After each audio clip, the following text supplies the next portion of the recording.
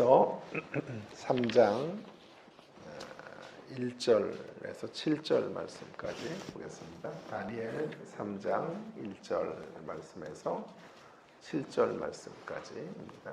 다니엘 3장 1절에서 7절. 우리 한 목소리로 함께 우리 같이 교독하도록 하겠습니다. 제가 3장 1절을 먼저 읽겠습니다.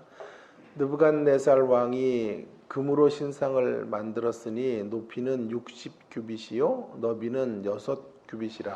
그것을 바벨론 지방의 두라 평지에 세웠더라.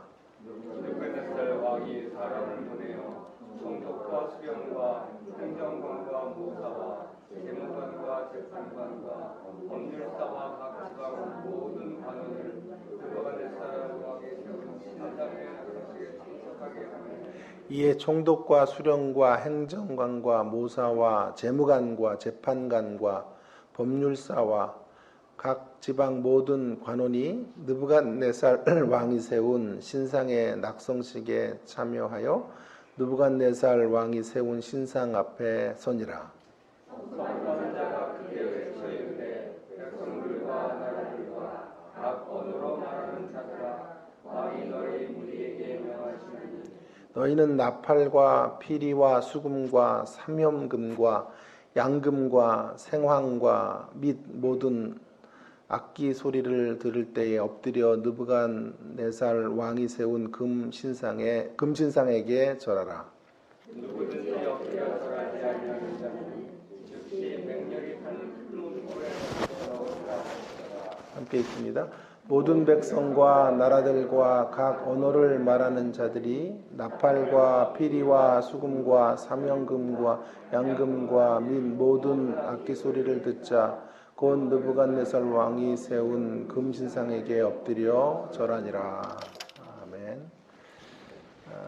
신앙의 세계라고 하는 것은 역설적인 측면들이 가득 차 있는 세계라 이렇게 말할 수 있겠습니다. 예를 수도 없이 들을 수 있겠는데요. 기독교 신앙의 핵심이라고 할 수 있는 십자가가 바로 그 역설의 정점이라고 말할 수 있을 것입니다. 저주의 형벌을 상징하는 십자가로 인하여 기독교가 패배하고 자치를 감춰야 할 것 같은데 십자가로 이깁니다. 나약한 죽음을 상징하는 십자가를 통하여 부활의 새 역사가 펼쳐지게 되는 것을 보게 됩니다. 하나님께서 인류를 구원하시는 승리의 길로 십자가의 길을 예수 그리스도를 통해 지나가도록 하신 것입니다. 이런 것이 바로 기독교 신앙이 말하고 있는 역설이라고 말할 수 있을 것입니다.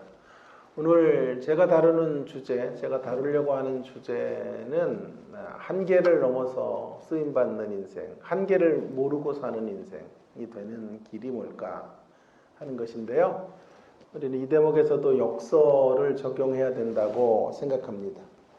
여러분, 정말 이름만 대면 알 수 있는 기라성과 같은 선수들이 몇 해만 지나면 퇴출 선수 명단에 이름이 올라가게 되는 모습들을 보게 됩니다.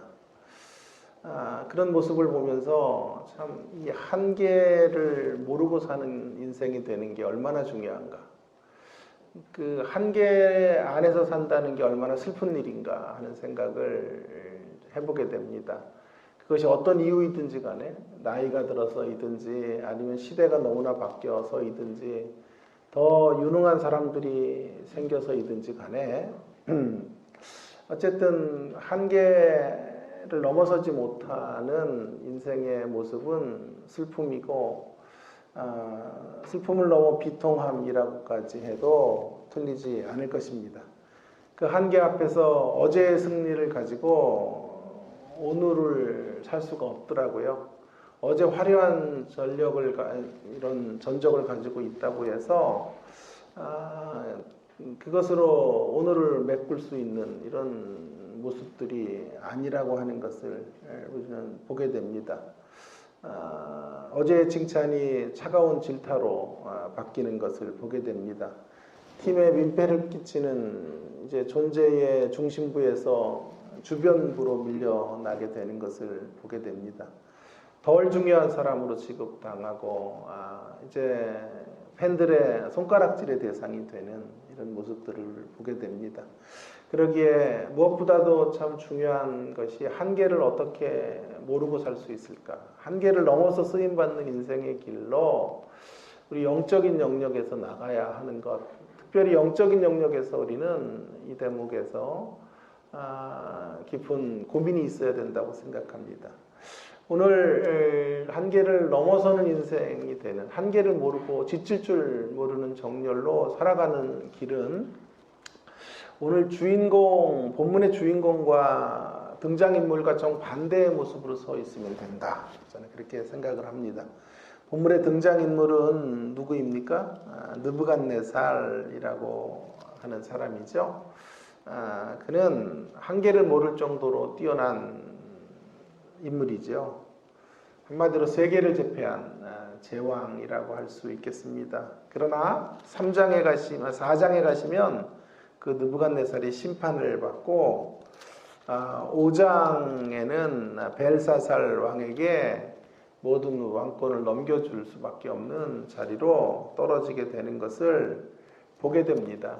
왜 그럴까요? 이유가 오늘 3장에 나오는데요. 금신상을 하나님 앞에서 세웠기 때문입니다.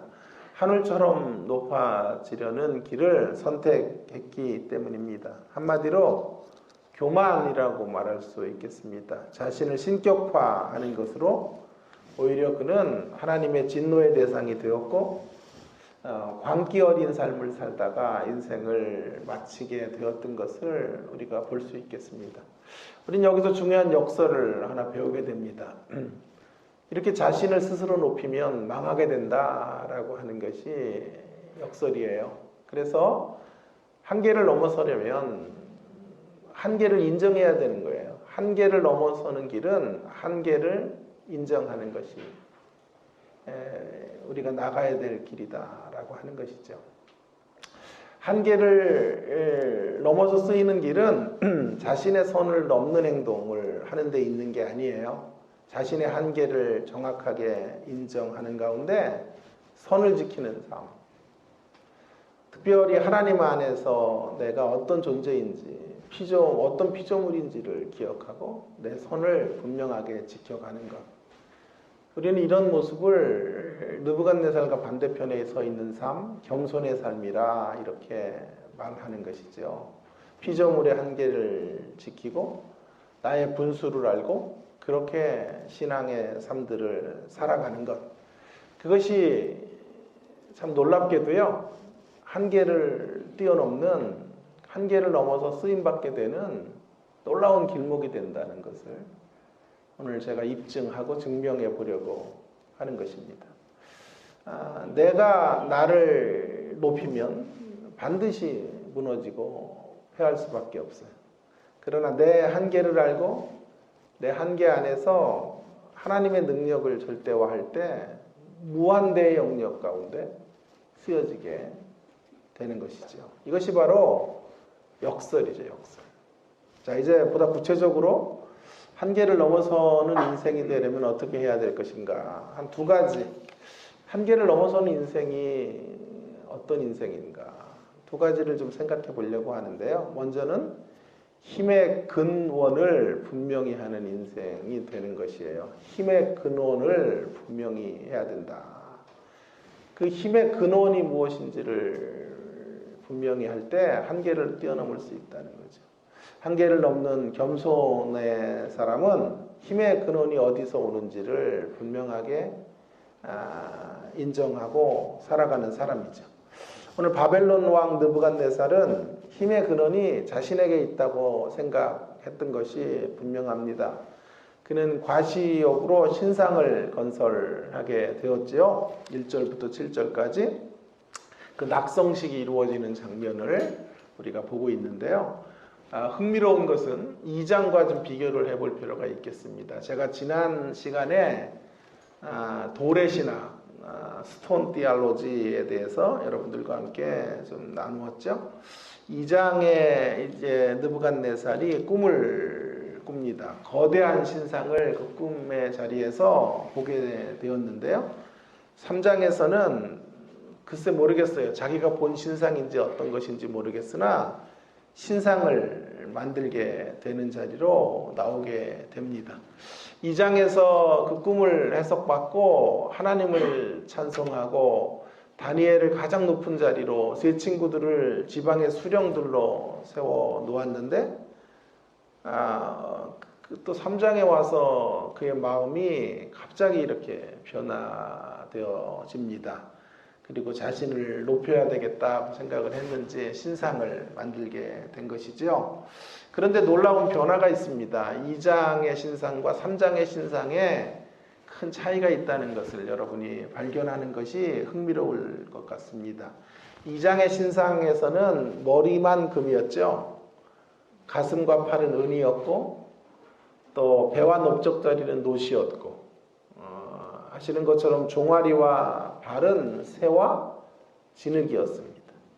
그런데 이 3장으로 와보시면, 자, 3장 1절을 보십시다. 느부갓네살 왕이 금으로 신상을 만들었으니 높이가 60규빗, 60규빗은 27m, 대략 한 30m 정도 되는 것이고요. 너비가 6규빗, 2.7m, 대략 한 3m 정도 되는 굉장히 큰 신상을 만들었는데요. 그가 꿈에서 본 신상은 금, 은, 놋, 쇠, 진흙으로 만들어진 신상이었는데 그가 실제로 건설한 신상은 전부 금으로 만들어낸 신상을, 금으로 장식된 신상을 만들게 된 것이죠. 매우 흥미로운 대목이라고 저는 생각합니다. 다시 2장으로 돌아가서 이 신상은 그냥 간단하게 말하면 4개의 제국이라고 흔히들 생각을 합니다. 느부갓네살 왕과 바벨론 제국이 금의 나라, 그리고 마지막 종아리와 진흙의 나라, 그러니까 새와 진흙의 나라가 로마라고 생각을 하는 것이 일반적인 견해라고 말씀을 드렸어요. 왜냐하면 로마 시대에 그리스도가 탄생하셔서 영적으로 로마 제국을 이긴 이런 사건들이 이루어졌기 때문에 그리스도의 초림에 맞추면 그러한 이제 네 나라 바벨론, 메데바사, 헬라, 로마의 이제 세계 역사를 여기서 말하고 있다 이렇게 보는 것이 일반적인 견해입니다. 물론 이제 논쟁이 되어서 메데와 바사를 왜 함께로 묶었냐, 그걸 나눠야 된다라고 말하면 맨 마지막 나라는 헬라가 되기 때문에 논쟁이 많이 된다고 말씀을 드렸는데요. 제가 이런 문제를 해결하는 간단한 방법을 넷으로 보지 말고 하나로 보자 이런 말씀을 좀 드렸고, 이 넷이라고 하는 게 이제 세계 전체, 그러니까 이 느부갓네살이 2장에서 본 신상은 구체적인 어떤 제국일 수도 있겠으나 한 세계, 그러니까 전 세계, 그러니까 이 세상 세속 나라의 특성을 말하고자 하는 거죠. 세속 나라의 특성은 금으로 시작해서 진흙으로 맞춰지게 되고 그렇게 점점 영적으로 퇴락해서 심판을 받게 될 것이다라고 하는 것을 이제 알려주려고 하는 것입니다. 자, 그렇기 때문에 이 신상은 바벨론의 운명이라고 말해도 틀리지 않아요. 4개의 강조점을 두면 바벨론과 상관없는 이야기일 수 있겠으나 하나가 강조가 된다면 각각의 제국들의 모습일 수 있는 거죠. 그 제국들은 시작은 거창하지만 마지막에는 진흙과 같은 이런 새와 진흙이 섞여 있는 것과 같은 분열과 어떤 헤게모니 쟁탈전과 또 여러 가지 권력 누수 현상들 같은 것들로 인해 멸망하고 패망할 수밖에 없는 자리로 떨어지게 된다라고 하는 것인데요. 자, 그런 메시지를 이제 하나님께 받았죠. 받았다라고 하는 것은 이게 어떤 결정론은 아니에요. 성경이 운명론은 아니에요. 자, 이런 메시지를 다니엘을 통해 던져줬다는 말은 어려운 얘기지만 훨씬 많은 느부갓네살을 향한 기회를 허락해 주는 거예요. 그러니 어떻게 해야 되겠습니까? 그렇게 제국의 역사가 패망으로 흘러갈 수밖에 없으니 어떻게 해야 될까요? 하나님 앞에 견비하게 엎드리고 하나님이 자신에게 주신 본분을 다하고 자신의 한계를 고백하며 그 인생의 자리에서 겸손하게 고개를 하나님 앞에 수그리고 하나님에게 돌아섰으면 느부갓네살의 한 생애는 평안했을 것이고 또 그의 제국은 하나님의 역사 가운데 쓰여지게 되는 자리로 나아갈 수 있었겠죠. 그런 일들을 하나님 원하셔서 이러한 예언들, 꿈의 해석들을 다니엘의 입을 통하여 허락해 주셨는데요. 결국 하나님의 돌이킴을 원하시는 메시지를 느부갓네살이 받아들이지를 않았던 거죠. 3장에 오면 그런 신상, 금은 놋, 쇠, 진흙으로 되어 있었던 신상을 금으로 다 색칠해 버린 거죠. 굉장히 의미심장한 대목이라고 생각합니다. 왜 그랬을까요? 머리부터 발끝까지 금으로 색칠을 했다는 말은 원래 머리만 금이었는데 자기가 본 신상은 발끝까지 금이었다라고 하는 것은 누구도 잘 얘기 안 하죠? 그러니까 제가 말씀을 드리려고 그래요. 의미심장한 대목이죠. 하나님을 향해 외치는 거지. 내 나라는 결코 망하지 않을 것이다. 내 나라는 금으로 시작해서 금으로 맞춰지게 될 것이다. 나의 나라 바벨론은 영원할 것이다. 나 느부갓네살은 한계를 넘어서는 인생. 내 사전에는 불가능은 없다. 라고 지금 하나님을 향하여 선언하고 있는 거예요. 여러분, 느부갓네살은 오판하고 있는 거죠. 자신의 권력과 힘이 어디에서 왔는지를 전혀 인지하지 못하고 있는 것입니다. 2장으로 다시 돌아가서 2장 37절로 한번 가보시면요. 분명하게 그의 힘이 어디서 왔는지 얘기하고 있죠. 성경. 왕이여, 왕은 여러 왕들 중에 왕이시라. 하늘의 하나님이 나라와 권세와 능력과 영광을 왕에게 주셨고. 제가 여러분의 교환에다 만들어 놨죠. 하늘의 하나님이 주셨다. 자, 이 고난의 출처, 이 힘의 출처가 어디냐라고 하는 것입니다. 하늘의 하나님이 주신 거예요. 그가 순금의 나라를 만들 수 있었던 이유, 그가 그렇게 엄청난 권력과 힘을 가질 수 있었던 이유는 하나님이 허락해 주신 것이에요. 그런데 느부갓네살은 지금 신상을 세우면서 이 나라는 나의 것이고 자신의 힘과 권세로 이 나라가 건설되었다라고 말하고 있는 거죠. 하나님이란 존재가 어디 있어? 나의 나라는 예언대로 되지 않을 거야. 나의 나라는 모두 금이야. 금으로 시작해서 금으로 마쳐 영원토록 금의 제국, 정금의 제국이 될 것이야. 라고 하는 것을 선언하고 있는 거죠. 신성모독이죠. 하나님을 향하여 정면 도전장을 던지고 있는 느부갓네살의 모습을 보게 되는 것이죠. 바벨론 제국이 그의 영웅됨에 의해서 비롯된 것임을 밝히고 있는 것이죠. 이것이 교만인 것이에요. 이것이 바로 교만의 실체인 것입니다. 하나님이 주신 것을 자신이 이룬 것으로 바꿔버리는 것. 그것이 바로 교만입니다. 자, 그래서 그는 한계 안에서 심판을 받고 역사의 하나님의 심판 가운데 역사의 자리에서 이름도 없이 빛도 없이 사라져버리는 안개처럼 사라져버리는 존재가 되고 말았죠.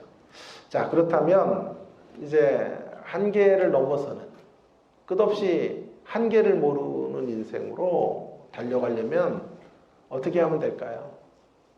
예, 이 느부갓네살과 반대편에 서 있으면 되는 거예요. 그것은 바로 교만의 반대편, 겸손이죠. 겸손이라고 하는 게 뭡니까? 이제 겸손을 우리는 배우게 돼요. 겸손은 자신의 근거를 하나님께 드는 거예요. 자신의 근원을, 자신이 가지고 있는 모든 근원이, 자신이 누리고 있는 모든 것들이 하나님의 것이다. 오늘 우리가 갖고 있는 모든 것, 우리가 소유하고 있는 모든 것들이 은총의 선물인 것 기억하는 거죠. 이 한날이 은총의 선물이에요. 우리가 소유하고 있는 모든 재산과 명예와 존귀한 자랑거리들이 모두 하나님에게서 우리 가운데 주어진 것임을 인정하는 것. 그것이 바로 겸손한 인생입니다. 겸손한 인생은 하나님의 무한대의 사역에 참여할 수 있습니다.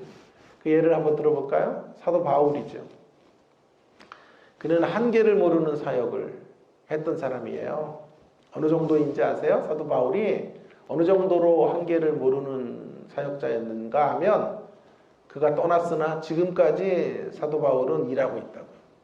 사도 바울을 기념하고 사도 바울을 추앙하고 사도 바울 때문에 그리스도를 향하여 나아가는 사람들이 수도 없이 생겨지고 있는 거예요. 사도 바울에 대한 연구가 어느 정도 될까요? 여러분, 끝도 없어요. 사도 바울에 대한 연구는 아마 기독교 신학에서 제일 많이 다루는 주제일 거예요. 글쎄 모르겠어요. 입안 가득 책으로 채워도, 입안 가득 학위 논문으로 채워도 입안이 넘쳐날지 몰라요. 넘쳐나겠죠. 그 한 인생의 영향력이 이렇게 큽니다. 예수 그리스도의 다음으로 영향력 있는 기독교 지도자라고 말하면 사도 바울이라고 해도 틀리지 않을 것입니다. 그는 한계를 모르고 지금까지 일하고 있고 지금까지 하나님의 백성들, 신자들의 롤모델이 되고 있고 우리가 헌신하고 산다는 게 뭔가 하는 것들을 보여주는 그런 어떤 이정표가 되고 있는 사람. 그가 사도 바울이죠. 한계를 모르는 사람. 느부갓네살은 금으로 장식된 신상을 세웠습니다. 그러나 그 신상은 지금 자취를 감추었죠. 그러나 사도 바울은 정반대의 길을 걸어요. 오히려 신상을 치우는 삶을 살았고 가는 곳곳마다 신상을 무너뜨리는 삶. 자신 안에 있는 신상을 내몰아 하나님 앞에 겸비한 삶을 살았습니다. 많은 사도 바울이 떠난 후에 세계 도처마다 바울 기념 교회들이 생기고 바울의 동상들이 건립이 되어 세워지고 있는 것을 보게 됩니다. 우리나라 여러분 교회 명부에도 보시면 바울교회라는 교회의 이름이 수도 없이 우리가 발견할 수 있을 것이 하나님에게서 난 자임을 사도 바울은 한시도 잊지 않았어요. 그런 바울을 하나님은 무한대의 영역으로 사용하고 계신 거죠. 제가 한계를 넘어서는 인생이 되는 길이 겸손이라고 하는 말이 바로 이런 이유 때문에 그런 것입니다.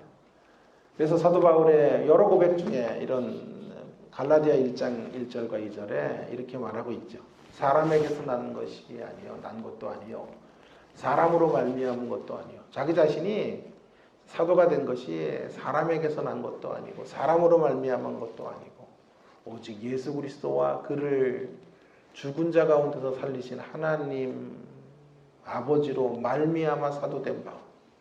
하나님 아버지, 예수 그리스도와 하나님 아버지로 인하여 그분의 은총의 근거 안에서 사도된 바울은 자기 자신을 어떻게 설명합니까?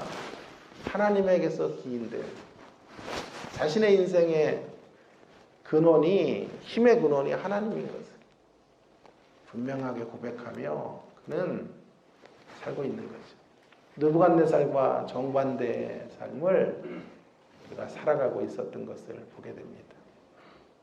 사랑하는 여러분, 한계 많은 삶의 자리에서 한계를 넘어서는 인생이 꼭 되어 주시기를 바랍니다. 그러기 위해 무엇보다도 중요한 건 우리의 건강도, 우리의 물질도, 우리의 자랑스러운 우리의 자녀도, 우리의 삶의 한날의 시간마저도 모두 그분이 배려해서 주신 것으로, 그분이 허락하셔서 누리게 되는 것으로 인정해야 합니다.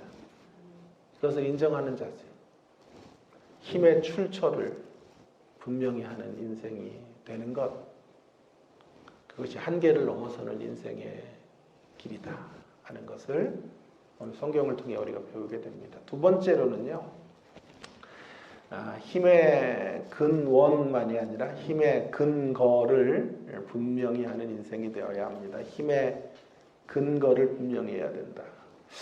힘의 근원만이 아니라 힘의 근거라고 하는 말은 비슷한 말 같지만 조금 뉘앙스가 달라요. 근원이라고 하는 말은 영어로 말하면 오리진, 어디에서 출발했나, 어디로부터 받는 것인가 하는 것이고, 힘의 근거라고 하는 것은 어떤 기초, 파운데이션 같은 말입니다.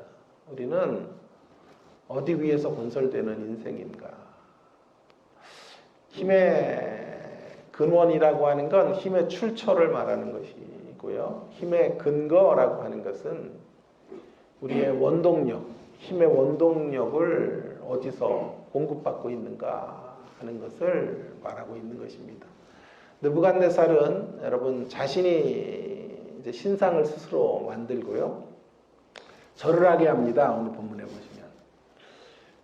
그리고 절을 하지 않자 다니엘의 세 친구들을 풀무불에 던져 놓아요. 너무 사랑했던 신하인데 절을 하지 않았다고 풀무불에 던져 놓는 것을 보면 이 신상이 뭔가 깊은 의미가 있는 거죠. 이 신상은 아마도 자신을 형상화한 신상인 것 같아요. 그죠?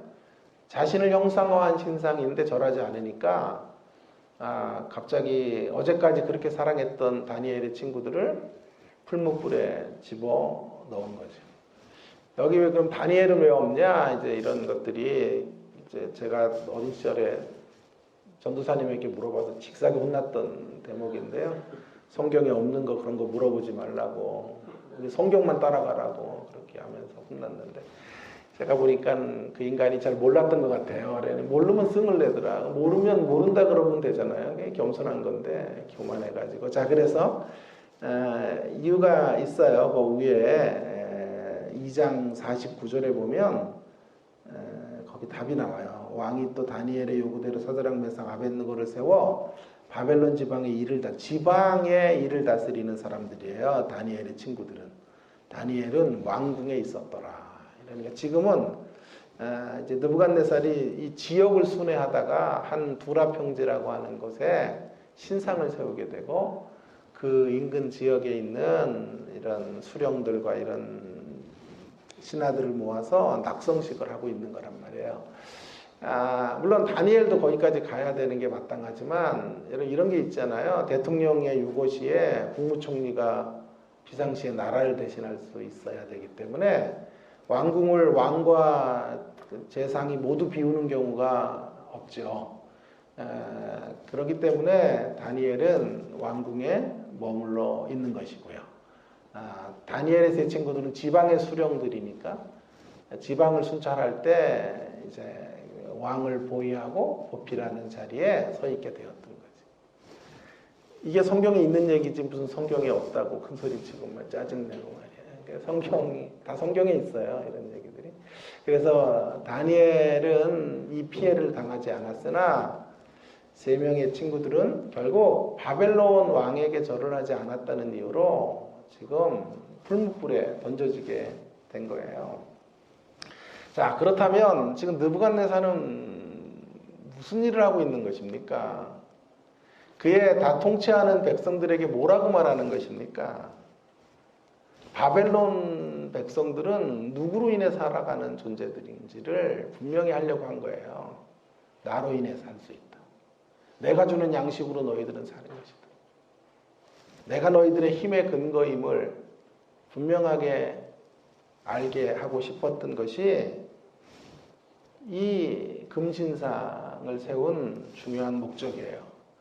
그래서 정치적인 목적이 있는 거예요. 정치적인 목적이라고 하는 게 뭐, 정치라고 하는 건 충성이거든요. 하나님에게 충성할 것인지, 이 신상 바벨론에게 충성할 것인지, 이런 문제를 결정하는 건데요.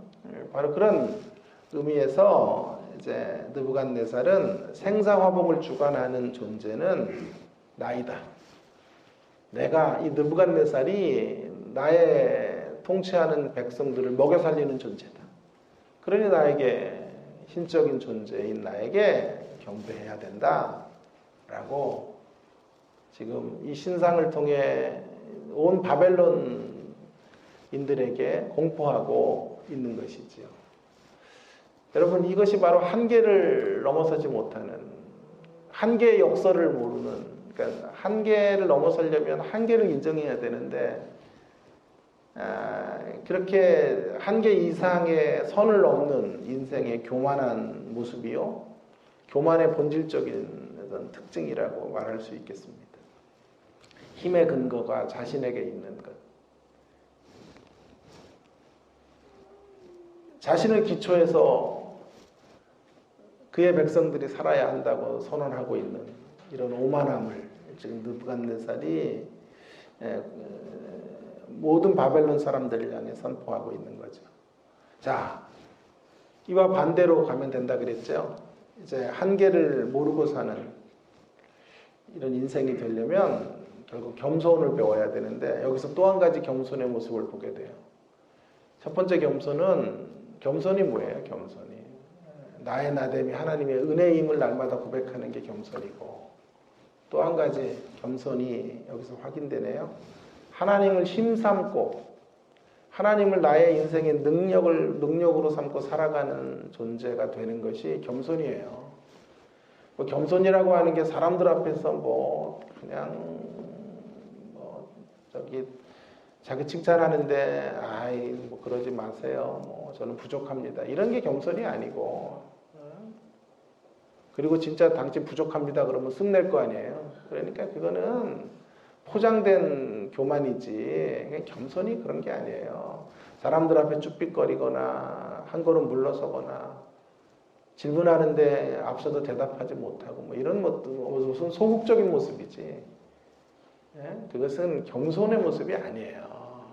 겸손은 하나님과의 관계 안에서 하나님으로 인해 하나님이 주신 은총으로 내가 오늘 여기 살고 있습니다 를 고백하는 것이고, 또 하나님을 힘삼고 지금도 저는 살아가야 될 존재입니다. 하나님의 능력 아니면, 하나님의 은총이 양식이 되지 않으면 한 날도 한 걸음도 걸어갈 수 없는 그런 실력이 없는 인생입니다. 임을 고백하는 거죠. 여러분, 결국 나의 자원으로 살 수 없음을 고백하고 하나님의 자원을 끌어다가 사는 사람을 겸손한 사람이다. 성경은 그렇게 말합니다. 하나님의 자원을 끌어다가 살아가는 사람, 그 사람이 겸손한 사람이에요. 타락한 인생의 문제는 요한복음 2장으로 말하면 포도주가 모자란 거예요. 포도주의 모자람. 포도주가 실제로 모자란 거지만 인생의 문제예요. 그게 모자람의 문제예요. 하나님과 무한대로 연결될 수 있는 인생이었죠. 아담과 하와가 범죄하기 전에 하나님의 모든 것을 끌어다 쓸 수 있었던 존재였는데, 범죄라는 게 뭐예요? 하나님과 단절이거든요. 그러니까 하나님이 주시는 에너지가 없고 하나님이 공급해 주시는 양식이 없이 살아가려면 자신 안에서 만들어지는 양식으로, 자신이 가지고 있는 자원으로 인생을 사는 거거든요. 그게 타락한 인생의 모습이에요. 여러분, 자원이 부족한 거예요. 그래서 포도주가 모자랐다는 말은 바로 인생의 본질적인 문제가 뭔지 하는 것을 말해주는 거죠. 자원이 부족해서 문제가 다 생기는 거 아니에요? 자원이 부족하니까 싸움이 생기는 거예요. 왜 인류의 역사만큼 전쟁의 역사가 이렇게 오래되었을까요? 자원을 얻기 위한 거예요. 더 풍성한 자원을 누리기 위한 거죠. 자원이 넉넉해서 4인 가족 100만 원이 아니라 4인 가족 100억씩 주면 아무 문제 없어요. 그렇게 받을 수 있으면 이 나라에 싸움이 없겠죠. 자원이 넉넉하다면. 그러나 자원이 없으니, 자원이 없는 가운데서 뭔가를 얻으려고 하니 빼앗으려는 자와 지키려는 자들의 사투가 벌어지게 되는 것이죠. 여러분, 자원이 없어서 사랑하지 못하고 사는 거예요. 왜 못 사랑해요? 왜 이렇게 사랑해야 될 사람도 못 사랑해요? 원수도 사랑하라 그러는데 왜 그래 사랑이 안 돼요? 자원이 없어서 그래요. 자원이 없는데 결심만 해. 결심하는데 자원이 없어요. 그 결심을 이루어낼 만한 풍성한 자원이 든든하게 있어야 결심한 대로 살 텐데. 결심만 하는 거예요, 날마다. 자원은 없고, 내공은 없고, 풍성한 저수지가 있어야 거기서 뭐 공급받는 게 있는데 공급받는 건 없고 결심만 하니까 안 되죠? 별거 아닌 문제로 사랑 대신에 분노가 쏟아지고 원망이 생기고 상처가 생기는 거죠. 자원이 없어서 그래요. 자원이 결핍돼서 그래요. 여러분, 주님이 주시는 하늘 양식 공급받는 우리가 되기를 바랍니다. 그것을 먹고 그 하늘 양식으로 충만해져야죠. 그분이 주시는 힘으로 오늘도 기동하고 살아야죠. 그러면 넉넉히 이해하게 돼요. 넉넉히 베풀 수 있어요. 내가 충만하니까, 내 안에 넘치니까요. 내 안에 하늘 사랑으로 내 심령이 차고 넘치니까 웬만한 거 용서할 수 있어요. 웬만한 거 털고 갈 수 있어요. 그런데 자원이 결핍된 사람들은 이렇게 하지 말아야지 하는데 안 돼요. 자원이 없으니까 안 되는 거예요. 결심으로만은 안 되거든요. 그래서 결심한 것만큼 무너지고 결단한 것만큼 넘어지는 자리로 떨어지게 되는 것입니다. 그래서 미천이 든든해야 된다. 제가 늘 그렇게 이야기하고 싶은 사람이에요. 하늘 미천이 든든해야, 하나님이 공급해 주시는 하늘 양식이 든든해야 결심한 것만큼 행동할 수 있고 그 행동한 것만큼 열매를 맺게 되는 것입니다. 자, 사도행전 3장에 보면요, 이제 베드로와 요한이 성전에 올라가면서 안진뱅이를 고쳐요. 여러분, 은과 금은 내게 없거니와 나사렛 예수의 이름으로 일어나 걸으라. 그랬더니 걸어요. 우리와 차이는 뭐냐면, 우리도 그렇게 할 수 있는데 우리가 얘기하면 안 걷고, 일어나 걸으라 그러면 너나 걸어가 이렇게 하고, 베드로는 일어나 걸으라 그러니까 걷는다고요. 그 차이가 뭘까요? 선포의 차이가 아니고요. 그 앞에 이런 구절이 있어요. 우리를 보라. 자기를 보라 그래요. 변화된 자신을 보라. 근데 어떻게 그렇게 변했을까요? 사도 바울은? 아니, 베드로는, 사도 베드로는? 그가 우리를 보라고 외칠 수 있었던 이유는 일전에 있어요. 제 구시기도 시간에 베드로와 요한이 기도하러 성전에 올라갈 때 제 구시기도 시간에 2장에는 뭐가 있어요?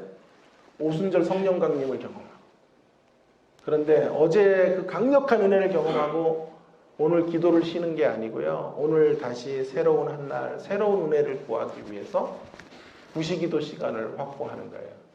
나중에 베드로가 고넬료 만나서 이방인의 선교에 물꼬를 들 때요, 육시기도 시간에 지붕에 올라가서 기도하다가 하늘보자기 환상을 보고 이방인에게 간단 말이에요. 자, 베드로는 어제의 은혜로 오늘을 살지 않았어요. 날마다 힘의 근거를 하나님 앞에 두고 그분이 공급해 주시는 은혜 아니면 한날도 살아갈 수 없는 존재임을 고백하며 살아가고 있는 거예요. 그것이 바로 기도의 모습으로 나타나는 거죠. 뭐 통성기도하자면 이런 얘기를 하는 게 아니고요.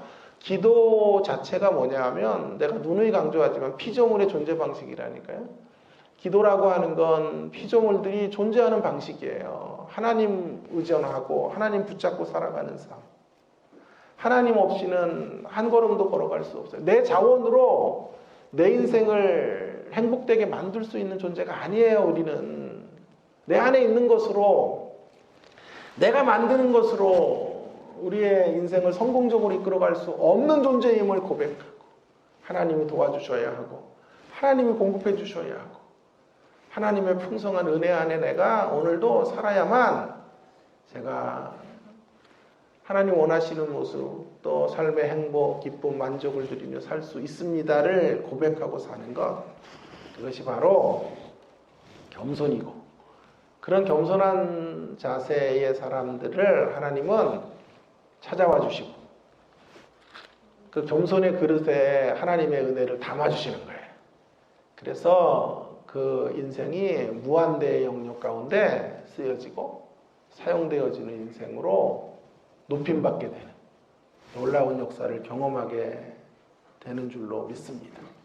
자, 그래서 우리에게 중요한 건 하나님을 의존하는 삶이에요. 사도 바울을 다시 한번 예를 들어보면요, 사도 바울은 정말 아시아에서 정말 죽을 만큼의 고난을 당했어요. 그런데 그 고난의 시점이 언제였냐 하면 세상을 향해서 걸어가다가 하나님에게로 돌아오라고 고난을 보낸 것이 아니에요. 중요한 건 하나님을 위해서 살겠다고 다짐하며 사도로 살아가는 걸음 속에 그가 정말 모진 고난을 당했는데 그 고난을 당한 이유를 말해주고 있어요. 그게 뭐냐 하면 자 1장 8절과 9절에 형제들아 우리가 아시아에서 당한 환난을 너희가 모르기를 원하지 아니하노니 힘에 겹도록 심한 고난을 당하여 살 소망까지 끊어지고 우리는 우리 자신이 사형 선고를 받아 날마다 이제 죽었구나 하는 날들로 계속되었단 말이에요. 이는 이유가 있어요. 제가 정말 좋아하는 성경. 성경 구절 중에 5구절만 뽑으라면 한 5손가락 안에 들 만한 구절이에요. 수도 없이 제가 어려울 때마다 되뇌이는 말씀인데요. 이는 우리로 자기를 의뢰하지 말고 오직 죽은 자를 다시 살리시는 하나님만 의지하게 하심이라. 자기를 한순간도 고난이 있으니 자기 못 보잖아요. 이제 죽었구나 하니 하나님밖에는 소망이 없다고요.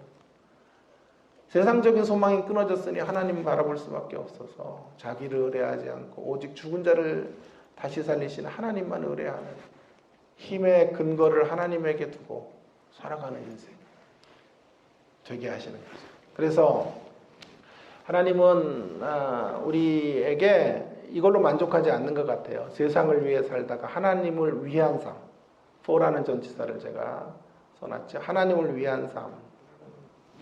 대단한 거죠. 그러나 더 높은 경지로 가야 돼요. 세상을 위한 삶에서 하나님을 위한 삶이 전부라고 생각하면 오해가 생겨요. 내가 하나님을 위해 산다라고 할 때 또 거기 교만이 생겨요. 하나님을 위해 헌신했다고 하는 사람들이 떨어지는 자리가 늘 아름다운 자리가 아니에요. 위험이 뭐냐 하면요, 하나님을 위해 살겠다는 사람의 위험 중에 하나는 사명지상주의 같은 거라니까요. 사명이 전부가 돼서 하는데요, 그 사명이라는 것도 사실은 전부가 되면 안 돼요. 우리의 전부는 하나님의 영광이에요. 우리가 사명을 이루는 게 아니고 하나님을 영화롭게 하는 게 우리 삶의 목표예요. 목표. 내가 어떤 내 생에 성전을 짓고 하나님 앞에 서겠다, 그런 목표가 그게 전부면요, 그 성전이 지어지면 그는 저거 내가 한 작업이 되고 그게 하나님 앞에 의의가 된단 말이에요. 그래서 사명지상주의 같은 것도 문제가 심각한 거예요. 사실은요. 그 밑에 도사리고 있는 인간의 교만과 결탁할 수 있는 위험이 있는 거예요. 그래서 세상을 위해 살던 삶이 하나님을 위해 살아가는 삶으로 가는 것이 귀한 것이나 거기가 끝이 아니에요. 거기가 끝이면 고난이 없어야 돼요. 그러나 사도 바울의 고난은 언제부터 시작되냐 하면 하나님을 위해 살겠다고 하는 자리에서부터 본격적으로 고난의 길들이 시작돼요. 왜 그런지 아세요? 하나님이 진짜 찾는 게 뭐냐 하면 하나님을 위한 삶만이 아니라 하나님을 통해 살아가는 삶. 뚜루라는 전치사. 하나님을 통하여 사는 삶.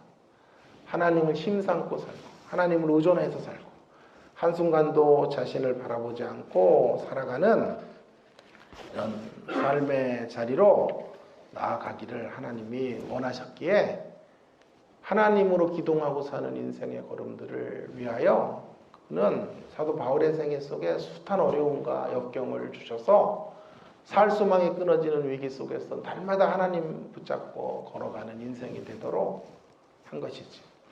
사랑하는 여러분, 교만한 인생은 자기를 절대화하고 극대화해요. 그래서 신상을 세우기는 하나 마침내 그 교만함으로 자기를 절대화하는 것으로 한계가 없는 생애인 것을 입증하는 것으로 한계 가운데 떨어져요. 그러나 겸손한 삶은 신상을 걷어치워요. 그리고 하나님 앞으로 바짝 엎드리고 나의 나됨이 하나님의 은총의 선물이고 오늘도 하나님이 힘주셔서 살고 있다는 것을 날마다 고백하며 하나님 앞으로 나가기 때문에 마치 그런 인생은 하나님의 모든 은혜를 다 받아낼 수 있는 그런 파이프가 열려있는 수도꼭지가 열려있는 삶과 같아요. 뚜껑이 열려있는 삶과 같아요. 그래서 하나님의 무한대의 은혜가 그런 인생에 흘러넘치게 되는 것이죠. 그렇게 본다면 그런 인생은 그래서 풍성하게 마르지 않는 샘과 같은 하나님의 은혜를 경험하고 물된 동산과 같은 삶을 살아가게 되는 것이죠. 이렇게 본다면 겸손이라고 하는 건 있어도 좋고 없어도 괜찮은 그런 미덕이 아니에요. 생사의 갈림길, 우리가 살고 죽는 문제예요. 겸손하면 살고 교만하면 죽어요. 계속해서 우리 한계를 극복하며 살기 위해서는 우리 안의 자원 갖고는 못 사니까 하나님의 자원을 끌어와야 절대자의 자원과 연결되어져서 그 자원을 사용해야 무한대의 은총을 경험하게 되는 거예요. 근데 그 길목이 겸손이라고. 겸손한 자리. 그래서 1000명 교인까지 겸손했다가 1000명 모여서 교만으로 돌아서면 거기서부터 자기 자원으로 일하는. 우리 그렇게 시시한 인생들이 아니에요. 1000명, 2000명, 3000명, 5000명을 주셔도 계속 겸손하면 하나님의 계속된 은혜들이 이루어지는 건데 그러지 않아요. 500명만 모여도 거기서 교만이 싹트고 눈에 보이는 게 없어요. 눈에 보이는 게 있긴 있네. 물질이 보이고 하는 건데 하나님이 안 보이고 사람이 안 보이면요. 그 인물의 크기가 거기까지는. 한계 안에서 이제 버려질 일만 남는 거죠. 겸손한 인생이 되어 스스로 신상을 세우는 삶은 하나님에 의해서 허물어지는 삶이에요. 그러나 스스로 신상을 내려놓는 삶은 하나님에 의해서 세워지는 삶. 하나님에 의해서 존귀케 되어지는 삶의 자리인 줄로 믿습니다. 겸손하게 내 한계를 고백하고 하나님 앞에 바짝 엎드려 나의 나됨이 하나님의 은혜이고 오늘도 하나님으로 인해 저는 살 수밖에 없음을 고백하는 주님의 십자가 교회 모든 성도님들 되시기를 주의 이름으로 축원합니다. 함께 기도하겠습니다. 오늘 주신 말씀 우리 기억하면서 함께 기도로 나아가면 좋겠습니다. 여러분 한계를 모르는 삶으로 쓰임받기 원하시면 한계를 인정하셔야 돼요. 나의 한계. 나의 나됨으로 신앙의 영역에서는 한 걸음도 걸어갈 수 없어요. 만일 나의 나됨으로 걸어가는 그 걸음들은 궁극적으로는 패망의 걸음이에요. 만약 걸어갈 수 있다면 말이에요. 궁극적으로는 하나님의 심판의 걸음일 수밖에 없는 거예요. 그래서 겸손이 이렇게 중요해요. 교만이 이렇게 무서운 적인 거예요. 늘 하나님 앞에 겸비한 자가 되어야 하는데 겸비한 자가 된다는 게 뭐예요? 힘의 출처를 하나님에게, 힘의 근원이 하나님인 것, 나의 나됨이 하나님에게서 왔음을 날마다 인정하는 것이고요.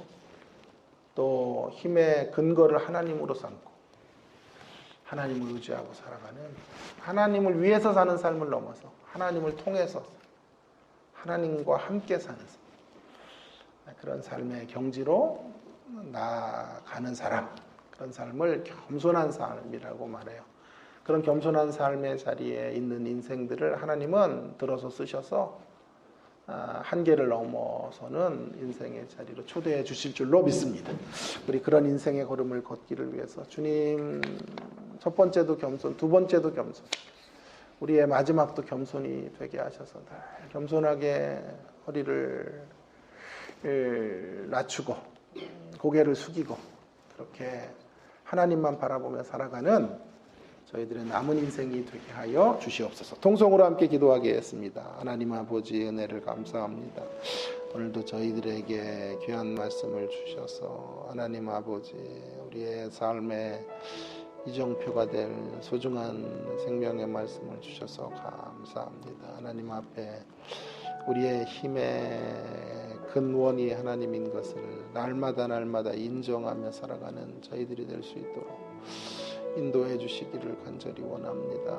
힘의 근거가 역시 하나님인 것을 고백하며 하나님 아버지 나의 힘의 근원 되시고 힘의 근거 되시는 하나님 앞에 바짝 엎드리는 생에 되게 하셔서 하나님을 위해 살아가는 삶을 넘어 하나님을 통하여 하나님과 함께 살아가는 삶의 자리로 나아가는 저희들이 되어지기를 소망합니다. 하나님 아버지 겸손하게 고개를 숙이며 그렇게 하나님 앞으로 나아가게 하셔서 하나님이 주시는 무한대의 은혜를 날마다 누리며 경험하며 하나님 아버지 하나님 앞에 푸르른 인생으로 계속해서 쓰여지는 저희들이 될 수 있도록 인도해 주시기를 원합니다. 세월 지나갈수록 더욱 주님을 의존하며 더욱더 풍성한 삶의 결신들을 맺는 자리에로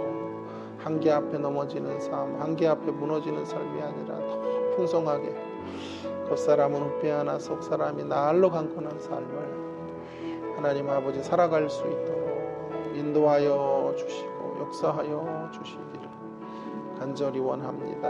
하나님 아버지 도와주시고 하나님 아버지 겸손으로 허리를 동이며 하나님 아버지 살아가는 저희들의 모습들이 될 수 있도록 은혜를 허락하여 주시옵소서. 역사해 주시기를 소망합니다. 하나님 함께하여 주옵소서. 아버지 인도해 주시기를 원합니다. 함께하여 주옵소서. 계속해서 우리 교회를 위하여 기도하겠습니다. 주님의 십자가 교회 이곳에 하나님 세워주셔서 참 감사합니다. 지금까지 함께 해주셨고 역사해 주셨던 하나님, 주님 오시는 그날까지 아름답게 쓰여지는 한계를 모르고 쓰여지는 한계를 넘어 쓰여지는 그런 주님의 교회 되도록 하나님 우리 교회를 강하게 붙잡아 주십시오. 하나님 아버지 이곳에서 믿음의 사람들이 계속해서 만들어지게 하시고 겸손하게 하나님의 역사 가운데 쓰여지는 그런 하나님의 사람들이 생겨지는 만들어지는 놀라운 하나님의 역사의 현장이 되는 그런 교회가 되게 해달라고 함께 기도해 주시기를 간절히 바랍니다. 교회를 위해 수고하시는 우리 서목사님 또 두 분의 귀한 전도사님들 또 우리 장로님들 권사님들 또 안수집사님 또 여러 직분을 맡으신 모든 우리 성도님들 함께 해주셔서 우리의 작은 헌신을 통하여 교회가 더 든든하게 세워져 갈 수 있도록 은혜를 베풀어 달라고 기도해 주시기 바랍니다. 주일 예배를 하나님께서 붙잡아 주셔서 목사님의 입술을 통하여 나오는 말씀이 우리의 교만을 꺾고 우리를 겸비케 하고 하나님을 꼭 붙잡고 살아갈 수 있는 인생이 되는데 요긴하게 쓰여지는 말씀 되도록 함께 해달라고 우리 목사님의 말씀 사역을 위해서도 기도해 주시기를 간절히 바랍니다. 우리 교회의 부흥을 위해서도 기도해 주시고 연약한 자들을 위해서도 함께 기도해 주시기를 바랍니다. 동성으로 함께 기도하고 마무리하겠습니다. 하나님 아버지 주님의 십자가 교회를 이곳에 세워주셔서 감사합니다. 겸손으로 우리를 동이며 하나님 앞에 살아가는 하나님의 백성들이 이곳에서 세워져 가도록 함께 해주시기를 간절히 원합니다. 하나님 우리들의 힘의 근원이 하나님이시고 힘의 근거가 역시 하나님임을 고백하며 날마다 하나님 붙잡고 사는 저희들의 인생이 되어질 수 있도록 도와주셔서 겸손하게 하나님 공급해 주시는 힘과 자원을 가지고 아버지 하나님 그 넉넉한 미천으로 하나님 아버지 우리에게 다가오는 사람들을 하나님의 사랑으로 대할 수 있고 용서와 이해의 모습으로 나아갈 수 있는 저희들이 될 수 있기를 간절히 원하오니 하나님 아버지 도와주시기를 소망합니다. 하나님을 위한 삶이 아니라 하나님을 통하여 오늘도 살게 하셔서 하나님 세월 지나갈수록 더욱 주님을 의존하는 인생이 되어 하나님 아버지 시간이 지날수록 한계 앞에 서는 인생이 아니라 한계를 뛰어넘고 한계를 초월하고 한계를 모르는 삶의 자리를 끝없이 비상에 나아가는 저희들이 될 수 있도록 하나님 도와주시기를 간절히 원하오니 함께 해 주시기를 소망합니다. 역사해 주시기를 원합니다. 도와주시고 은혜를 베풀어 주시옵소서. 아버지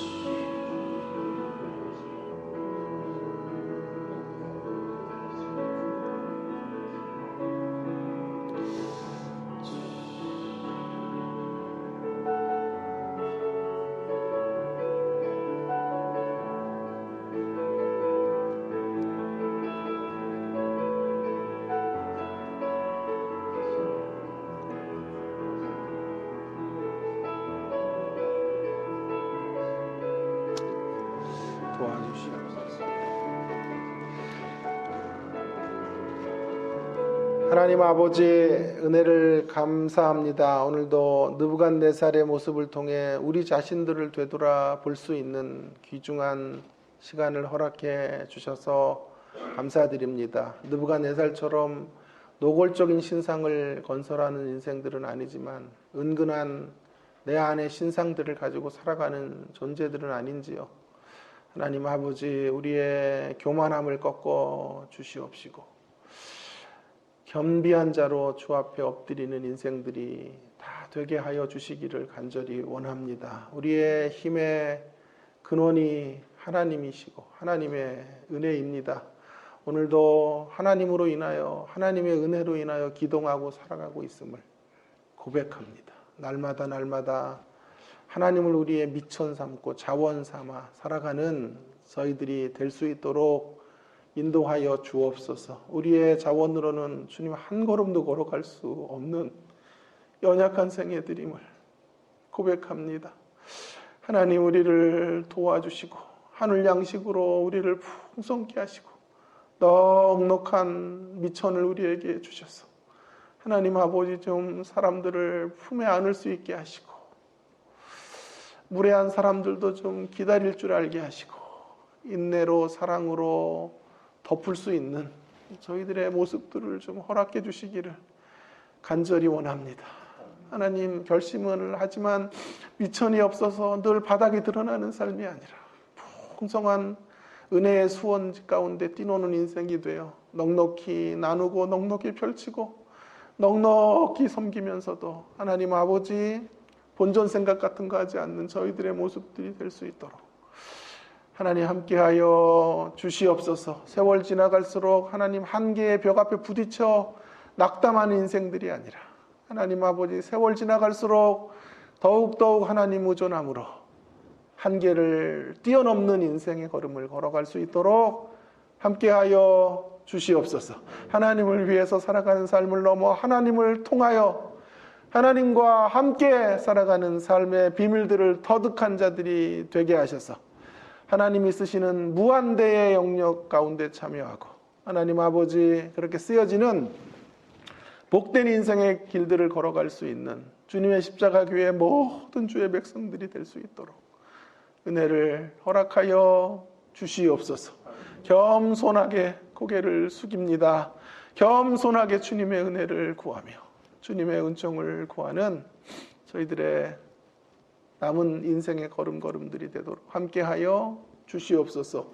남은 시간 저희들이 또 기도합니다. 겸손하게 간구하는 저희들의 간구 가운데 함께하시고 은혜로 같이 하여 주시옵소서. 예수님 존귀하신 이름으로 간절히 기도 올리옵나이다. 아멘.